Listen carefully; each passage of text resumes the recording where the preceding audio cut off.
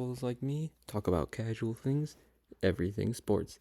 Today we're going to recap day 2 of the 2024 NFL offseason or free agency.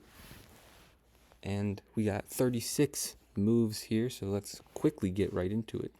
First, we have the Vikings signing Aaron Jones on a 1-year, $7 million contract. Aaron Jones, he is 29 years old, but he's still really good. I really like this signing for the Vikings because you did lose Kirk Cousins and you get Sam Darnold. We'll see what he does, but he's now got Aaron Jones, Jefferson, Addison, and Hockenson, and they also have I believe Ty Chandler. That's his name, who had some good games last season. So I like this signing. I'll give it a B plus for the Aaron Jones pickup. Next, we have Commanders signed DN Clelin Ferrell, who played for the Niners last season. I believe Clelin Ferrell was a top pick by the Raiders. And people were questioning the pickup. He's still young, obviously. Last season, he didn't do too much. He probably didn't get too many opportunities being on the Niners. Now, I don't know if we know the money on this deal. We know it's just a 1-year deal, I'm pretty sure. I'll give it a C plus. Don't know how much impact he'll make. Maybe he can revive his career under Dan Quinn. Not much to say about this move. Next, we have the Vikings, as I mentioned, signing Sam Darnold on a 1-year deal. I still think Sam Darnold could be a decent quarterback. You've seen backups, top picks become backups and then have decent seasons or stretches. And I think Sam Darnold could potentially do that. I still think there's a good quarterback, a decent quarterback in there. He has all the weapons he could need to perform. And maybe they still draft a rookie. So I'm going to give this a B because it's only a 1-year deal. So if he doesn't work out and you bench him for a rookie, you just let him go next year. If you let him play the whole year, then you let the rookie play. And then if he's really good, if he does have a good season, then maybe they can make some noise in the playoffs. So I give this a B because the low risk, high reward type potential this contract has. Then we have the Panthers signing offensive guard Damian Lewis. I mentioned this in my previous video. I gave this like a B. He's a solid guard. Nothing too he's not a top tier elite lineman, but he's not bad by any means. The Panthers need to protect Bryce Young. This may be a bit of an overpay, but when you won 2 games last year, you kind of have to overpay. So I like this. Just add another solid guard to protect Bryce Young. So I'm going to give this a B, as I mentioned in the previous video. Then the Bengals signed Zach Moss. Now, we also saw that they traded Joe Mixon. That will come up later in this Bleacher Report article, which I'm using just to show the moves. Now, they gave him a 2-year, $8 million deal. Zach Moss, he's a fine running back. Just a good quality running back. I don't know about the 2-year deal. I don't know if he's going to be their RB1, so I'm going to give this a B minus just because I feel like you need to add another guy. Now, I'm pretty sure they actually have someone else who played well for them last year, if I'm not mistaken. Was it Chase Brown? Maybe not. But yeah, I'll give this a B minus. Maybe mainly because of the 2 years, because I don't know how much he'll actually be part of their future. So maybe you don't want to give 2 years to just a quality depth running back if he's not a part of your future. So that's why I'm going to give this one a B minus. But I like Zach Moss. And I guess it was time to move on from Joe Mixon as he was making too much money and they need to pay Jamar Chase, potentially T. Higgins. So I don't hate the signing. Then we got the Titans signing Chargers linebacker Kenneth Murray on a 2-year, $15.5 million deal. Another high pick that hasn't necessarily fulfilled their full potential, but they're still 25. They've still had great seasons, 100 plus tackles 2 out of their 4 years in their career. They got a pick last year as well. Still a good quality linebacker. There's not much.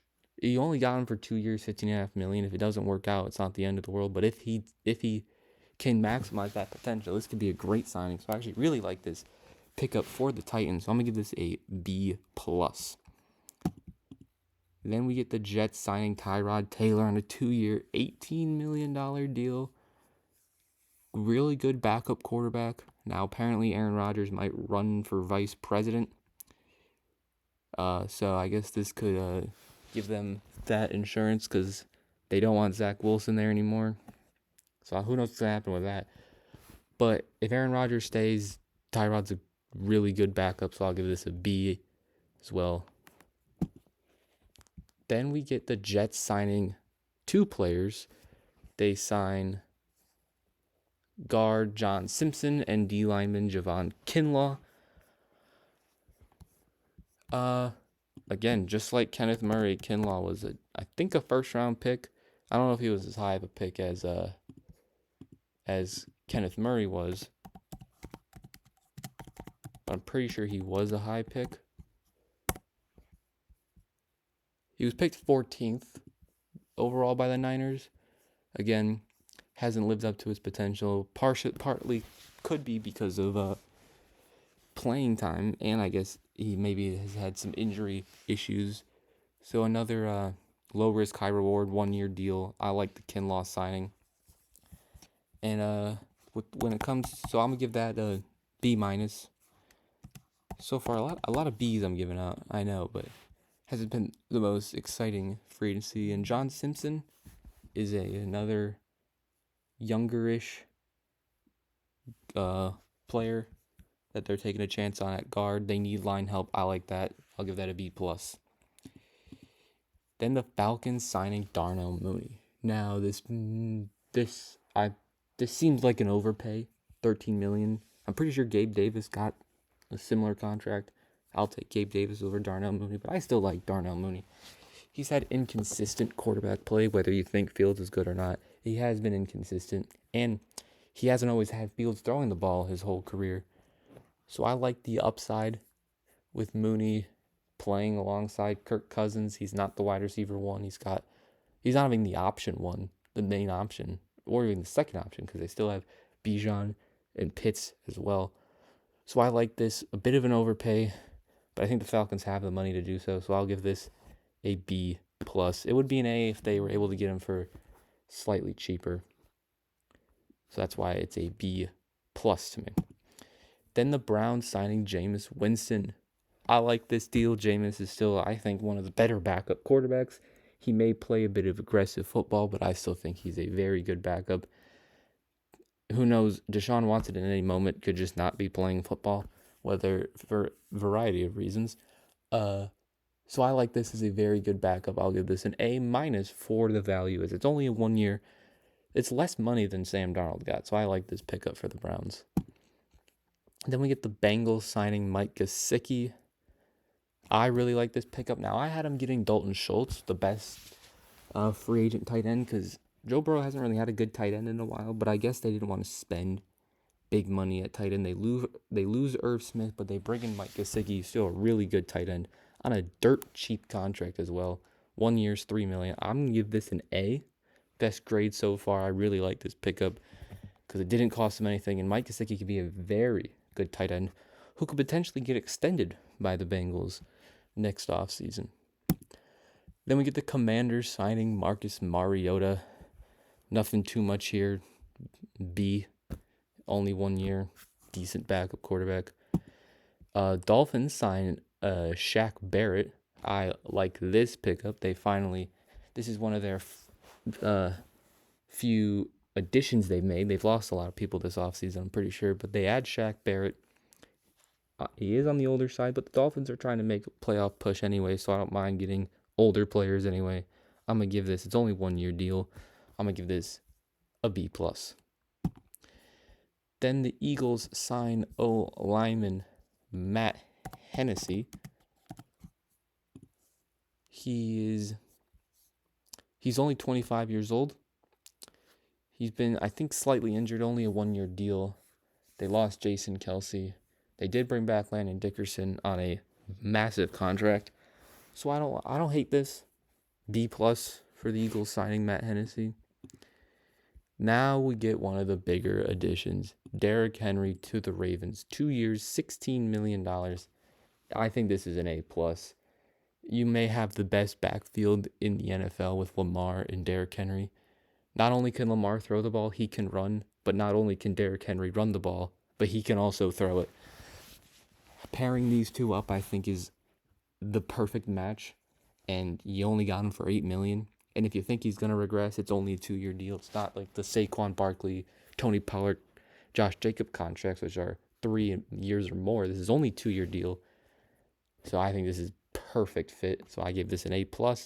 And this is going to be a scary duo in Baltimore for these next 2 years. Then we get the Rams signing Darius Williams on a 3-year, $22.5 million deal. I believe he's on the older side, if I'm not mistaken, but he had a great season last year.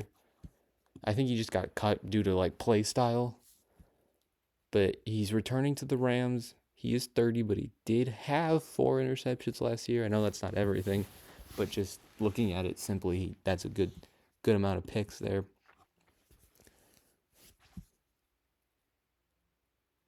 So I like this pickup. Now, 3-year deal to a 30-year-old. We'll see how that works out. Just for the length of contract, I'll give it a B. But I still really like this pickup for the Rams. Then we get the Giants signing Drew Lock. They might cut Daniel Jones. So I assume they draft a quarterback because you can't have Daniel Jones and Drew Lock, or just Drew Lock and Tommy DeVito as your quarterbacks. Only 1 year, $5 million. I'll give it a B-. Nothing too much to be said there. Then the Steelers signing Patrick Queen. Another A+ deal. They take him away from the division rivals. Many Ravens fans are not happy. I wouldn't be either. So Patrick Queen leaves Baltimore, goes to Pittsburgh, teams up with guys like TJ Watt, Alex Highsmith, Minkah Fitzpatrick, create a very good defense. He's very young as well. Got him on a 3-year deal. A+ for me. Then we get the Bears signing Gerald Everett. I'm going to give this a B+. The only reason it's not an A is because they have Cole Kmet, so who knows how much Gerald Everett's going to play. What's going to happen with Cole Kmet? I assume you keep him long term. So I'll give this a B+. Then we have the Browns signing Nyheim Hines. And also, I guess, bringing back Shelby Harris. But mainly Nyheim Hines. Of course, they got Nick Chubb, who's had some injury. Who got injured last year. I believe Jerome Ford's still on the team. I don't know if Kareem Hunt's a free agent. I'd assume he is. If they're signing a guy like Nyheim Hines, you don't need 4 running backs. Quality backup running back. I'll give it a B, just a B overall. And Shelby Harris can get a B as well. He's a quality D lineman. Then the Colts bring back Kenny Moore. The Colts really just re-signed everybody. They haven't made it too many additions. They've just bringing their guys back. Kenny Moore, one of the best, I believe, nickel corners, slot corners in football. You get him on a 3-year, $30 million deal. I like this a lot. A- for me. Commanders signing Dante Fowler.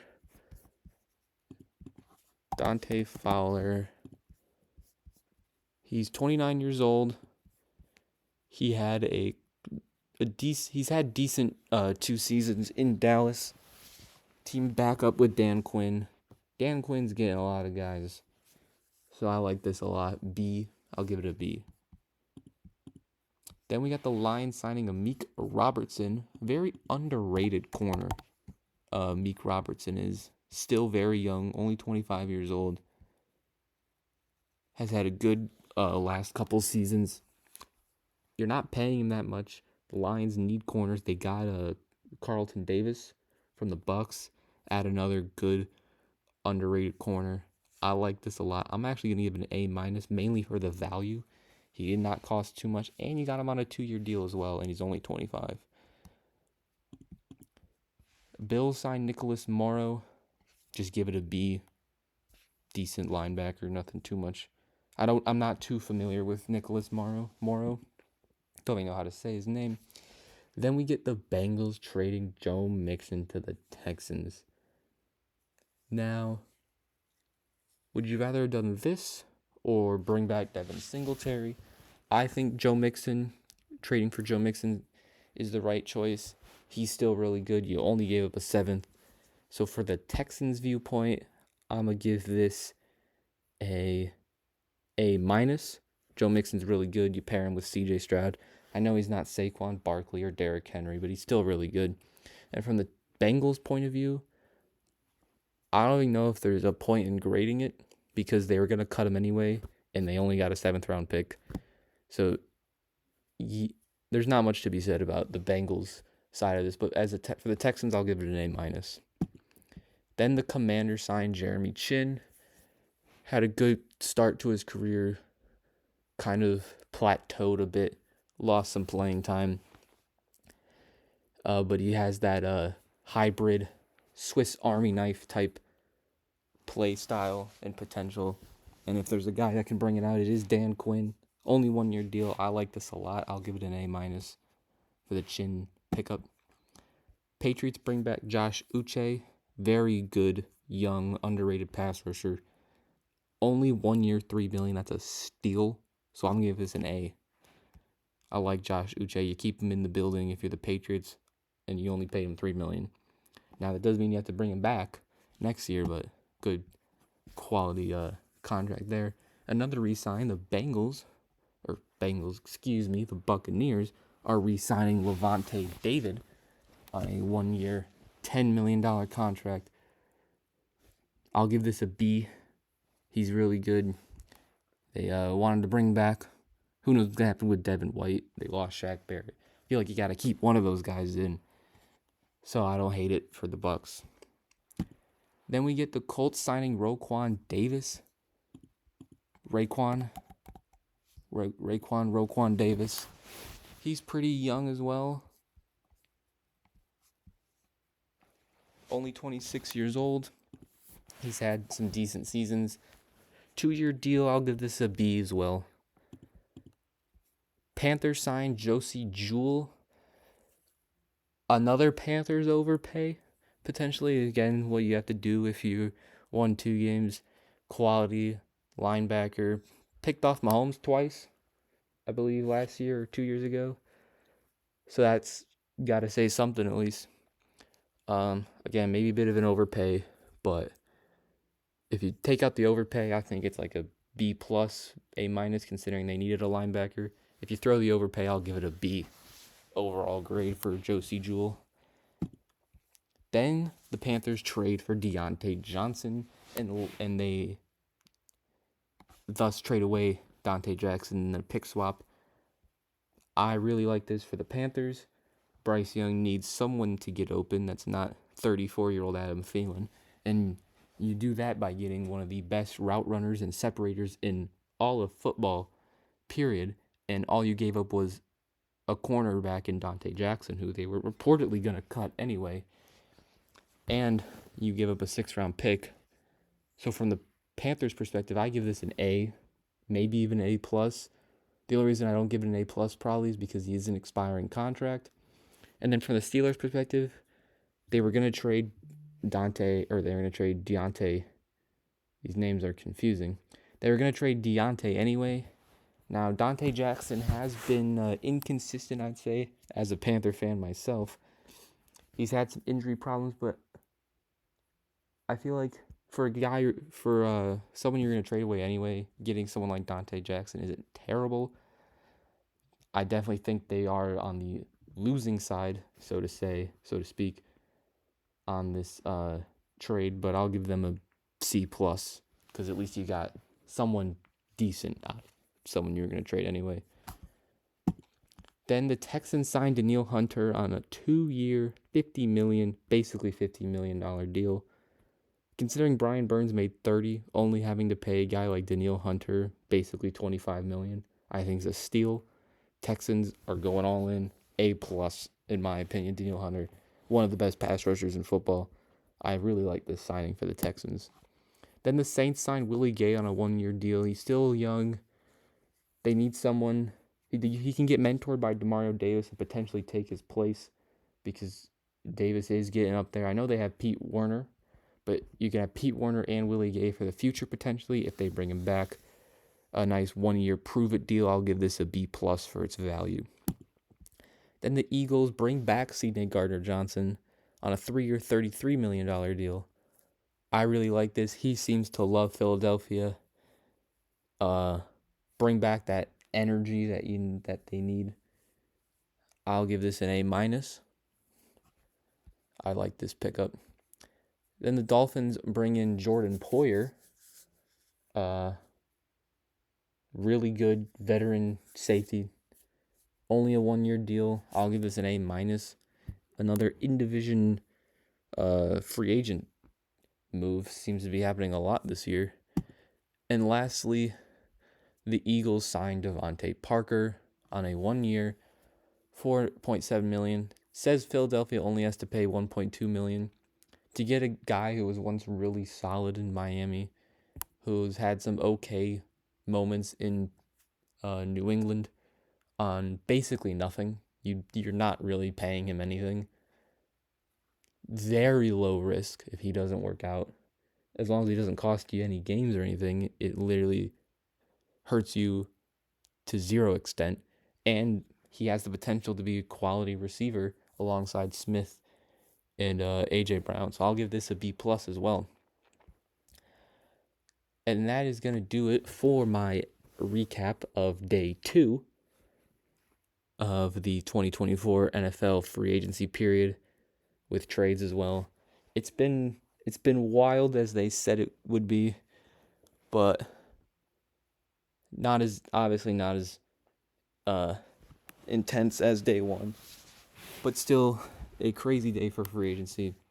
Make sure you comment how you think your team has done so far in free agency. Do you like what they've done? Do you not dislike what they've done? Let me know. Also, like the video, subscribe, and turn that notification bell so you don't miss more. That'll be it for me. Peace.